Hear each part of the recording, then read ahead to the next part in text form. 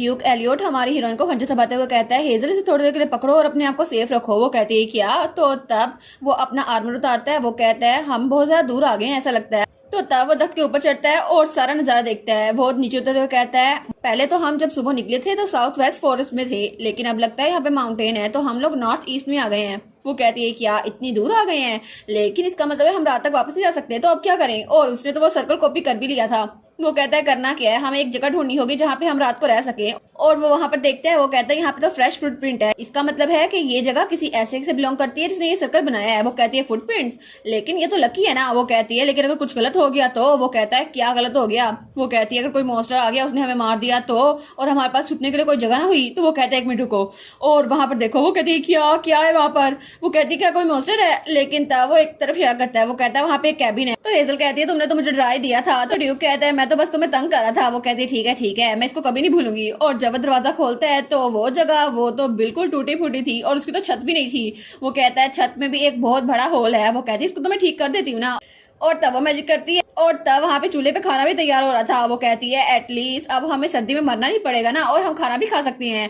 लेकिन जब वो एलियट को देखती है तो वो हंसता है। वो कहता है वाह एक विच का साथ होना कितना सा अच्छा है ना, और अब तो हमें मरना भी नहीं पड़ेगा। और तब वो अपना आर्मर उतारता है। वो कहता है ठीक है तो सबसे पहले हमें इस जगह को साफ करना होगा, क्योंकि हमें इस जगह पर रुकना है तो इसको साफ तो करना ही होगा ना।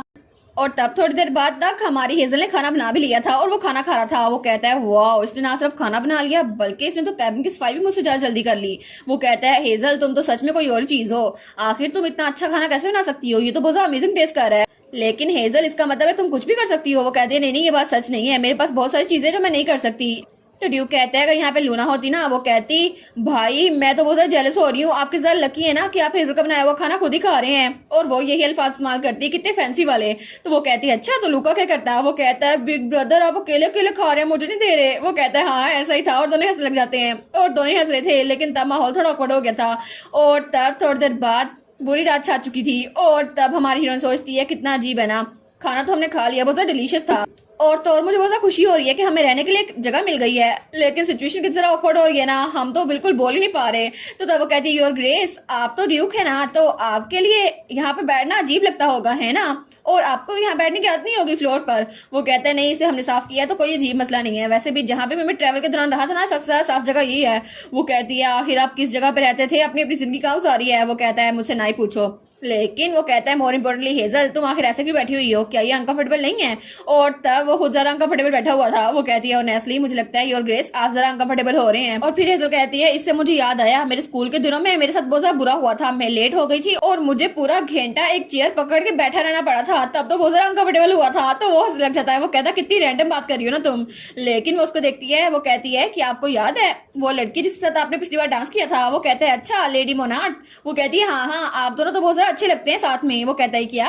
तो हेजल कहती है आपका सोशल स्टेटस भी मैच करता है और आप तो प्रिंस और प्रिंसेस लगते हैं, आप दोनों की जोड़ी तो बहुत अच्छी लगती है। तो वो कहता है आखिर तुम किस बारे में बात कर रही हो? लेकिन वो कहती है ठीक है अगर आपने खाना खा लिया तो चलिए सफाई कर देती हूँ मैं। और उसके बाद वो बटन उठाती है और वहां पर कपड़ा उठा रही थी। वो सोचती है मुझे पता था मुझे ऐसा नहीं कहना चाहिए था, लेकिन अब माहौल कुछ ज्यादा ऑकवर्ड हो गया है। और तब उन्होंने खाना खा लिया था तो वहां पर वो आता है। वो कहता है ठीक है अब सब कुछ हो गया तो हम लोग सोने के चलते हैं। वो कहती है हाँ मैंने कर दिया है, बाकी काम मैं सुबह कर लूंगी। लेकिन वो उसको देखती है तो हेजल कहती है आपके हाथ पे चोट लगी है ना? वो कहता है नहीं ऐसा लगता है ये स्क्रैच है थोड़ा सा, मैं दरख्त पे चढ़ा था ना उस वजह से। वो कहती है अच्छा अपना हाथ मुझे दें। वो कहता है क्या अपना हाथ, लेकिन मैं क्यों दूं तुम्हें? तो वो कहती है नहीं मैं शादी के लिए नहीं मांग रही, मैं तो वैसे ही हीलिंग मैजिक की प्रैक्टिस करने के लिए मांग रही हूँ, अगर आप कंफर्टेबल नहीं है तो आप ना दें। वो कहता है अच्छा ठीक है ले लो। और तब उसका हाथ पकड़ती है और वहां पे मैजिक यूज करने लगती है और उसका मैजिक वो सच में काम कर रहा था और ड्यूक का हाथ वो सच में हील हो गया था। तो ड्यूक सोचता है अनबिलीवेबल ये तो सच में बहुत ज्यादा अच्छी है अपने काम करने में। लेकिन सुबह के वक्त वो दोनों जा रहे थे और ड्यूक उसकी आंखों के नीचे डार्क सर्कल थे। वो कहती है आप पूरी रात सोए नहीं है कि आप ठीक तो है ना? वो कहता है नहीं मैं बिल्कुल ठीक हूँ। और वो तो सच में पूरी रात सोया नहीं था क्योंकि उसने हेजल का हाथ पकड़ा था। तो ड्यूक कहता है अच्छा ठीक है अब आगे की बात सोचते हैं, आखिर वो मेज पता नहीं कहाँ होगा। तभी एक चिड़िया आती है और हमारी हेजल के हाथ में बैठती है। तो एलियट कहता है क्या? तो वो कहती है ऐसा लगता है कि यहाँ पे एक ओल्ड मैन रहा करता था और वो उस तरफ गया है। तो वो कहता है क्या तुम बर्ड से बात कर सकती हो? वो कहती है हाँ मैं छोटे जानवर से बात कर सकती हूँ। तो वो कहता है अच्छा अगर तुम उससे बात कर सकती हो तो एनिमल से पता करवाओ ना वहाँ का पासवर्ड क्या है, हम लोग वापस जा सकते हैं। वो कहती है वाह ये तो बहुत जीनियस आइडिया है ना। और तब वो एक गिलहरी के पास आई थी और उसे रिश्वत दे रही थी, और उसके बाद वो एक गिरगिट के पास गई थी, और उसके बाद बर्ड्स के पास, लेकिन कहीं से भी उसे कुछ भी पता नहीं चला था। वो कहता है आखिर में हमें कुछ भी पता नहीं चला कि मेज उसने क्या बोला था। वो कहती है हाँ हाँ, सारी मेहनत जाया गई। तो तब वो आगे बढ़ने लगती है। वो कहती है एटलीस्ट हमें ये तो पता चल गया ना मेज किस तरफ गया है, हम उस तरफ जा सकते हैं।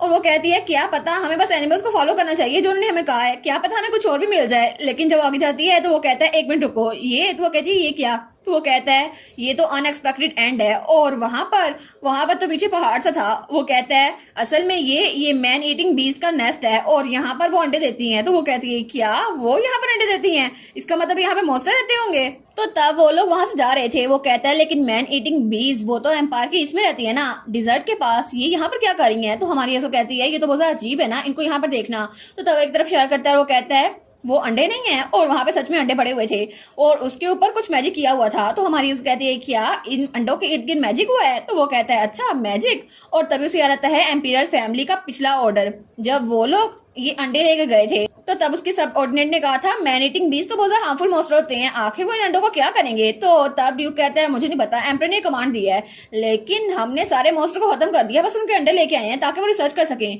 तो उसका साथी कहता है रिसर्च, लेकिन ये यूजफुल नहीं होंगे ना, मुझे लगता है कि इनके अंदर पॉइजन होगा।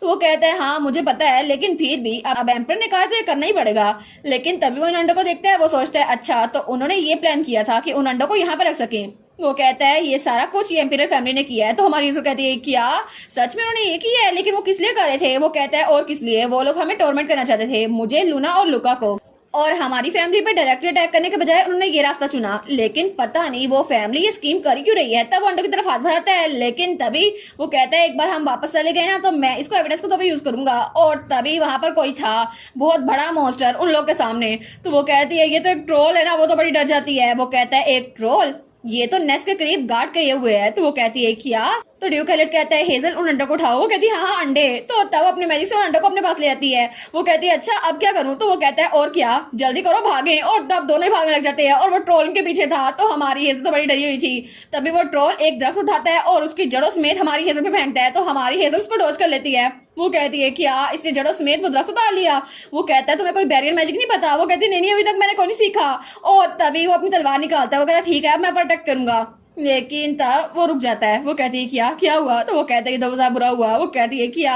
और जब वो पीछे देखते हैं ना तो उस ट्रोल के पीछे वो बीज भी थी जिनका वो छत्ता था, मैन ईटिंग बीज, और वो उनकी तरफ भाड़ी थी। तो हमारी हेजल और ड्यूक एलियट दोनों भागते हैं और दोनों खेल बहुत बुरी हो रही थी। लेकिन तभी ड्यूक एलियट हमारी हीरोइन का हाथ पकड़ता है और उसको अपनी तरफ खींचता है। वो उसको लेकर भाग रहा था। तो तब वो उसका मुंह पकड़ लेता है और उसको एक दरख्त के पीछे छुपा लेता है। वो कहता है चुप बिल्कुल चुप। लेकिन तभी दोनों फ्लैश करने लग जाते हैं और वो ट्रोल वो उनकी तरफ पीकाबू करता है। तो हमारी उन कहती है क्या। और तभी वो दरख्त उठा लेता है जिसके पीछे वो छुपे हुए थे।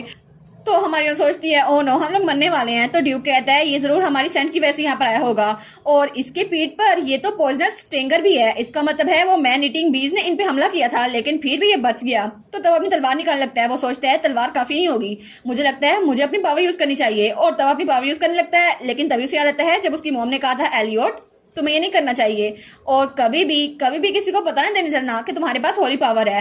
तो तब अपनी पावर को यूज नहीं करता। वो कहता है हेजल। तो हेजल खड़ी रहती है।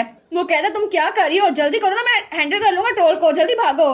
तो ड्यूक एलियट कहता है आखिर ये हो क्या रहा है। लेकिन तभी वो ट्रोल वो छींक मारता है। तो वो कहता है क्या ये क्या हुआ। और ये सब कुछ कर रही थी हमारी हेजल जो कि मैजिक से कुछ लकड़ियां उस ट्रोल के नाक में डाल रही थी। और तब वो दोबारा से छींक मारता है। तो वो कहता है क्या। लेकिन तब जब वो छींक मारता है तो वो खाई से नीचे गिर गया था। तो वो कहती है फाइनली ये गिर गया, मुझे लगा था हम लोग मरने वाले हैं। तो वो कहते हैं अंडे कहाँ पर है। वो कहती है वो तो मैंने कैबिन पे पहुंचा दिए, मैंने टेलीपैथी के जरिए। वो कहता है अच्छा हुआ ना, चलो हम सेफली वापस चल जाएंगे। तो तब हेजल कहती है लेकिन योर ड्रेस कोई चीज मुझे तंग कर रही है। तो वो कहता है क्या। तो वो कहती है आखिर आपके कंधे पे ये क्या लगा हुआ है। तो वो कहता है क्या ये। वो कहता है ये तो मैन ईटिंग बीज का। लेकिन तभी वो बेहोश रहता है। तो हमारी कहती है योर ग्रेस। तो वो सोचती है मुझे लगा ही था जब उस ट्रोल ने छींक मारी थी ना तो उन मैन ईटिंग बीज का कांटा एक उड़कर एलियट को लग गया था। तो एलियट सोचता है मेरी विजन ये तो फेड हो रही है, मैं बेहोश हो रहा हूँ। तो वो कहती है योर ग्रेस। लेकिन तब हमारा एलियट वो तो बेहोश हो चुका था।